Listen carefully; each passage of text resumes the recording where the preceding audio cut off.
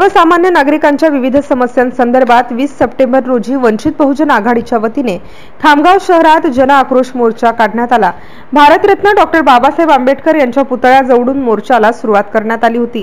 या मोर्चामध्ये सहभागी वंचित बहुजन आघाडीचे पदाधिकारी व नागरिकांसमवेत खामगाव उपविभागीय अधिकारी यांना आपल्या विविध मागण्यांचे निवेदन सादर करण्यात आले। शेतकरी, शेतमजूर, युवक व महिलांच्या समस्यांचा या निवेदनामध्ये प्रामुख्याने उल्लेख आहे।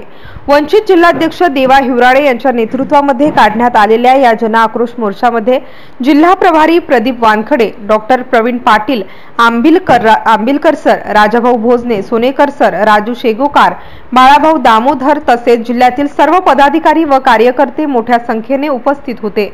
MCN न्यूज मराठी करिता आनंद जवंजाळ, खामगाव।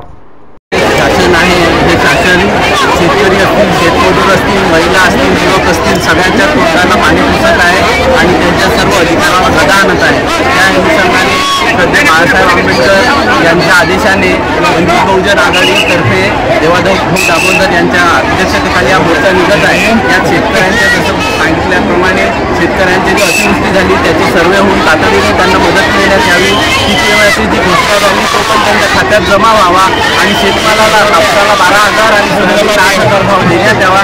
यासोबतच स्त्रियांवर जे अत्याचार होत आहे त्यासाठी अंमलात आणून त्याची अंमलबजावणी करावी व यासोबतच खामगाव असेल, जळगाव दामोद असेल, शेगाव असेल, उपजिल्हा रुग्णालय आहे तेथील डॉक्टर आणि स्टाफची जी कमी आहे ती पूर्ण करण्यात यावी। सोबतच घरकुलांचे जे अनुदान बाकी आहे ते पण देण्यात यावे अशी सर्व मोर्चेकऱ्यांच्या वतीने शासन दरबारी मागणी मांडत आहे आणि लवकरच त्याला न्याय मिळेल असं अपेक्षा ठेवू।